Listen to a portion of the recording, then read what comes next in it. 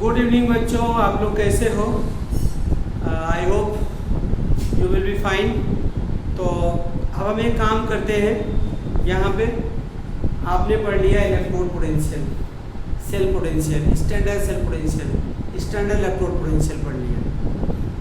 तो standard electrode potential आपने निकाला भी, स्टैंडर्ड इलेक्ट्रोड पोटेंशियल आपने निकाला भी। किसकी हेल्प से निकालते हैं स्टैंडर्ड इलेक्ट्रोड पोटेंशियल?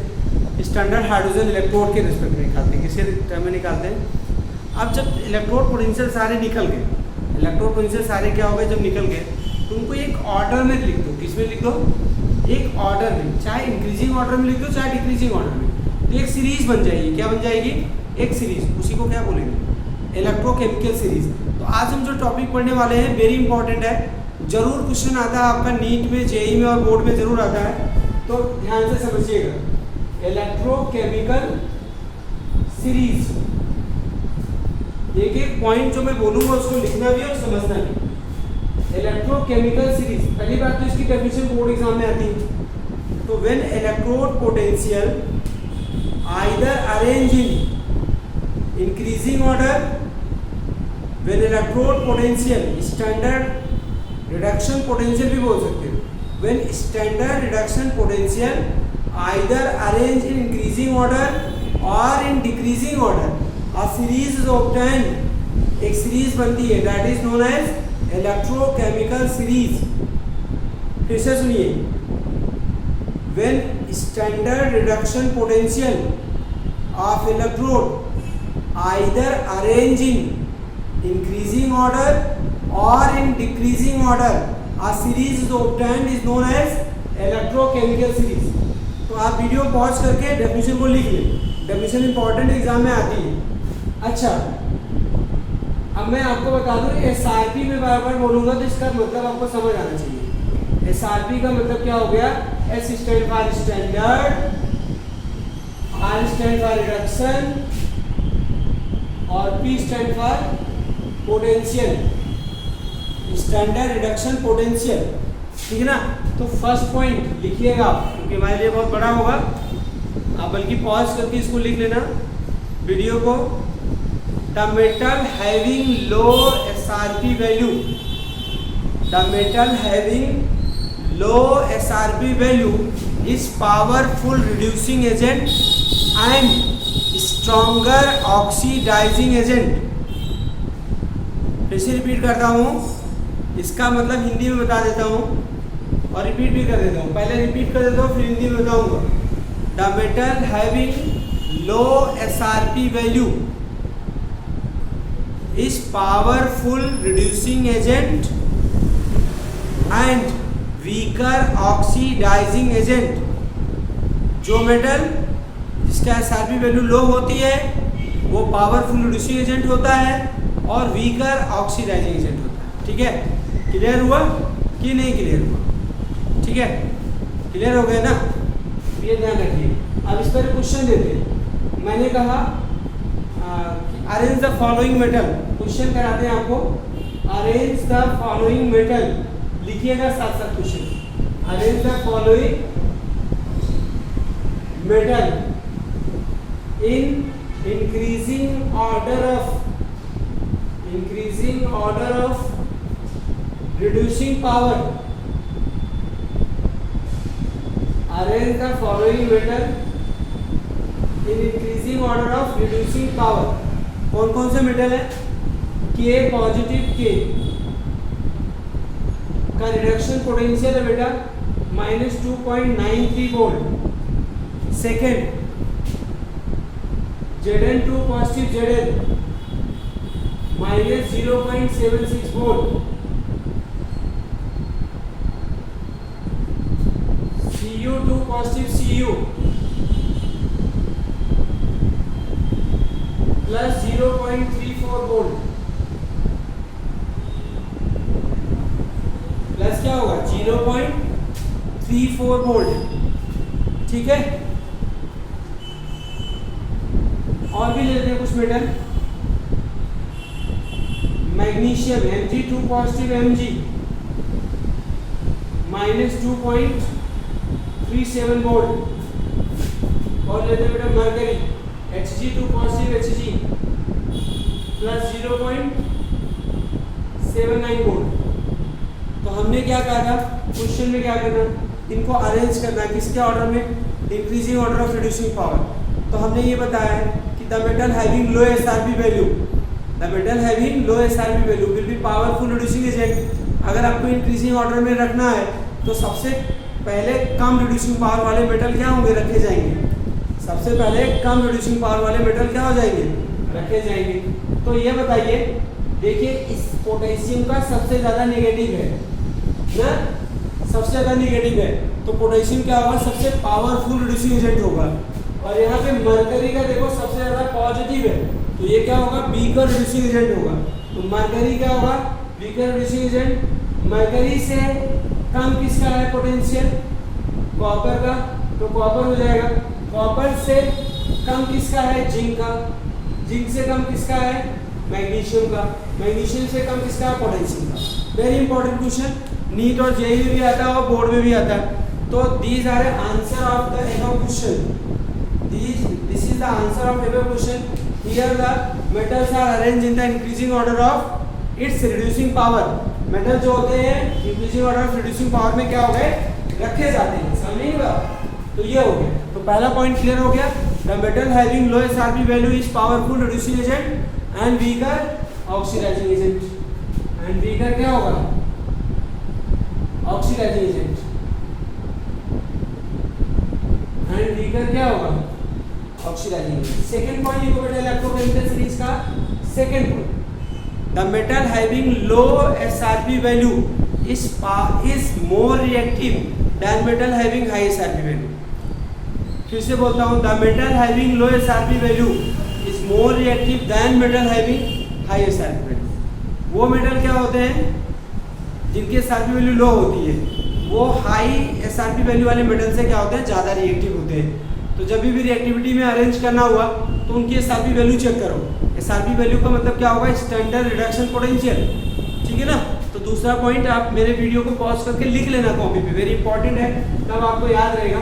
जैसे मैं क्वेश्चन देता हूँ यहाँ पे, दूसरे पॉइंट पे question, arrange the following metal in the increasing order of reducing power. Arrange the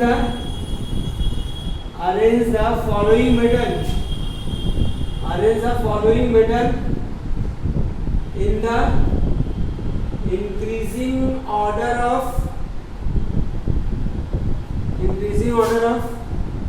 reducing power. Arrange the following metal in the increasing order of क्या बेटा, reducing power, ठीक है। उन मेटल को क्या करना, अरेंज करना। Arrange the following metal in the increasing order of reducing power. Done. चलिए कैसे, कौन कौन से मेटल है, Al3 पॉजिटिव Al, उनका इलेक्ट्रोड पोटेंशियल तो दिया रहेगा तभी तो अरेंज करेंगे। ये बेटा -1.61 वोल्ट। और क्या है, Ag का है बेटा, Ag पॉजिटिव Ag 0.80 वोल्ट, ठीक है ना। आयरन का है बच्चे Fe2 पॉजिटिव Fe कितना, -0.44 वोल्ट, ठीक है ना। फिर क्या है बेटा, क्रोमियम का, निकल कर लेते हैं, निकल Ni2 पॉजिटिव Ni उसका याद आ रहा है ना वैल्यू, -0.25। अब इन मेटल्स को किसके ऑर्डर में लिखना, इंक्रीजिंग ऑर्डर ऑफ रिएक्टिविटी। किस ऑर्डर में, इंक्रीजिंग ऑर्डर ऑफ रिएक्टिविटी।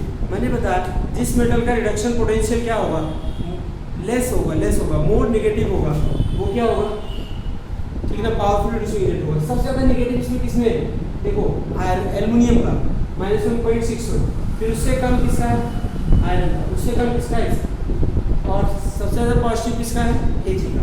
तो Ag सबसे ज़्यादा लेस रिएक्टिव होगा ना, उससे ज़्यादा रिएक्टिव कौन होगा, Ni से ज़्यादा रिएक्टिव कौन होगा, आयरन से ज़्यादा कौन होगा, Al।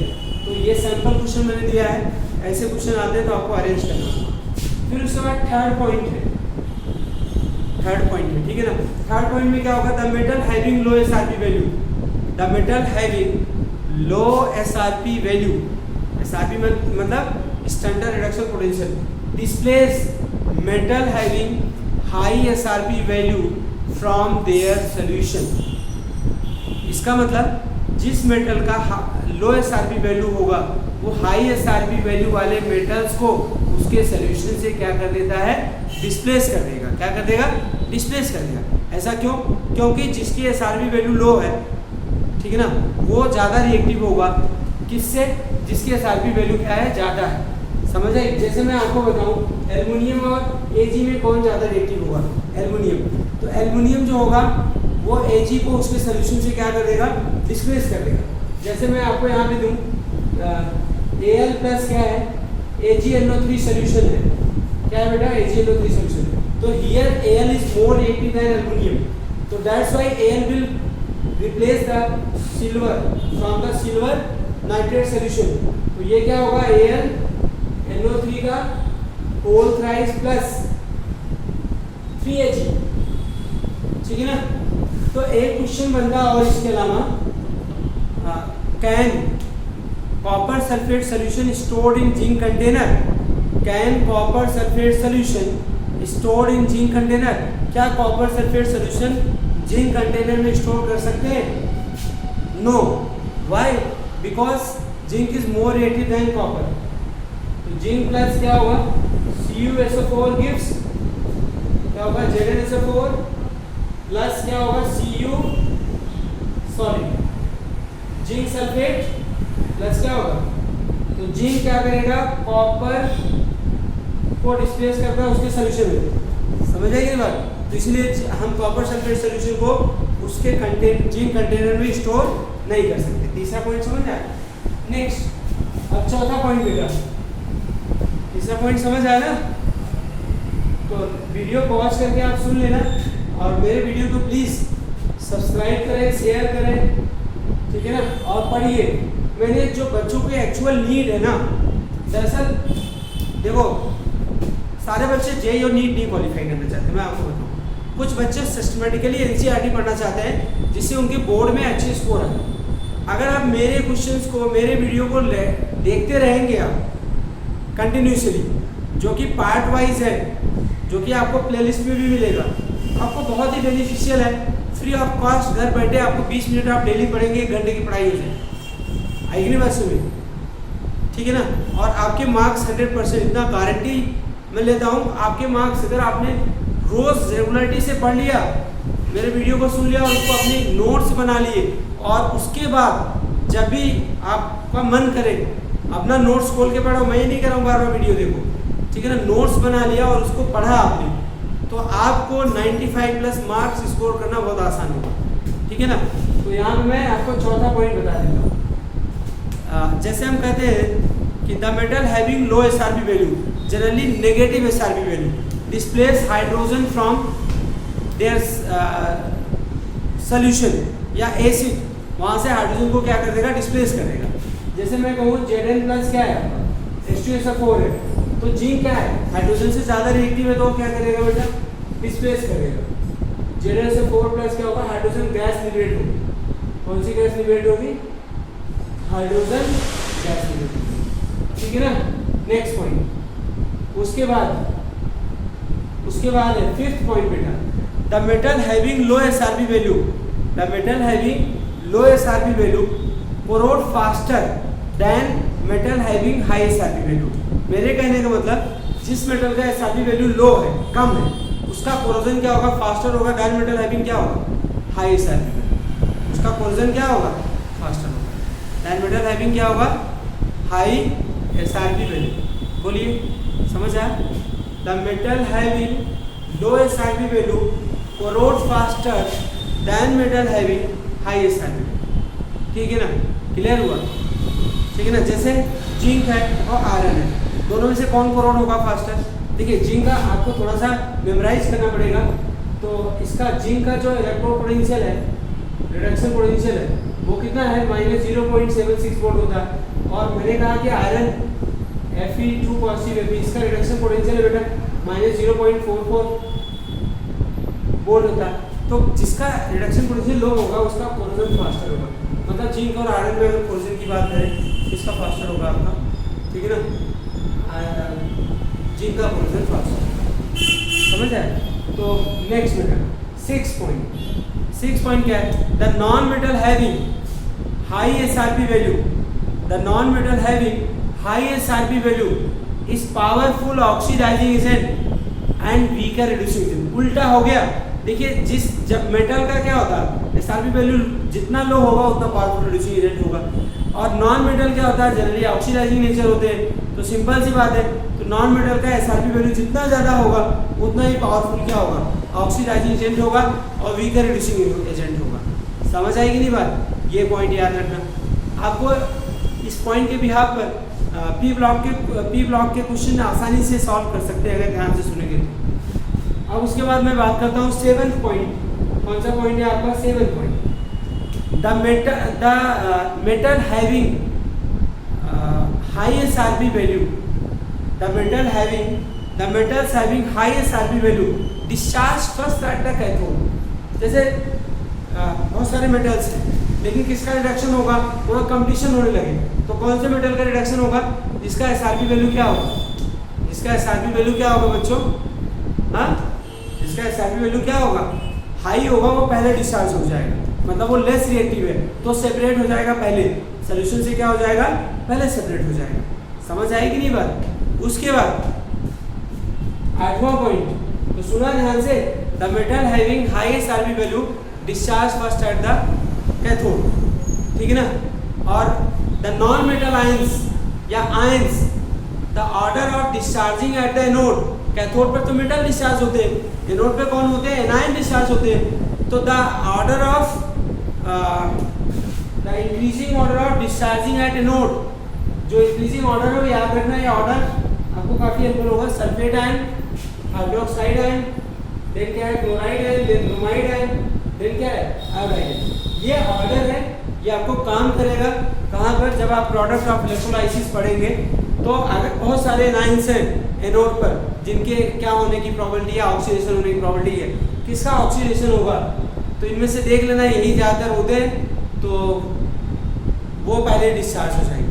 तो ये है increasing order of discharging power of anions at the anode. Anode पर जो डिस्चार्ज होते हैं, ठीक है ना, एनायंस, तो उसमें उनका क्या है, इंक्रीजिंग ऑर्डर है। समझ आए कि नहीं है, क्लियर हुआ, उनका क्या है, समझ आए कि नहीं है, तो ध्यान रखिएगा इस चीज़ का। और एक चीज़ और, आप ई नॉट सेल से और निकाल सकते हैं।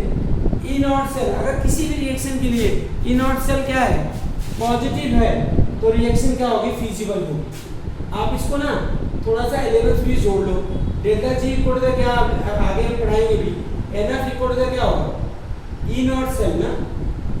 तो ये बताइए, आपको थर्मोडायनेमिक्स में पढ़ते थे जिसके लिए डेल्टा जी की वैल्यू मोर नेगेटिव होगी, मतलब नेगेटिव होगी, वही रिएक्शन फीजिबल होगी। अगर ई नॉट सेल पॉजिटिव होगा तभी तो डेल्टा जी नेगेटिव होगी, और डेल्टा जी नेगेटिव होगी तभी रिएक्शन क्या होगा, फीजिबल होगा। तो ई नॉट सेल क्या होगा, पॉजिटिव, तो रिएक्शन क्या है, फीजिबल होगी, मतलब रिएक्शन होगी, रिएक्शन पॉसिबल है। अगर ई नॉट सेल क्या आ जाता है बेटा, नेगेटिव आ जाता है, तो डेल्टा जी की वैल्यू क्या आ जाएगी बेटा, पॉजिटिव हो जाएगी ना, और जब डेल्टा जी की वैल्यू पॉजिटिव हो जाएगी तो रिएक्शन फीजिबल नहीं होगी, तो रिएक्शन मतलब नॉट फीजिबल। यहाँ पे लिख सकते हैं नॉट फीजिबल, ये फीजिबल नहीं, ये क्या होती है, फीजिबल नहीं। डन, क्लियर हो गया, नहीं क्लियर हुआ, ये क्या हुआ, क्लियर हुआ, ठीक है ना।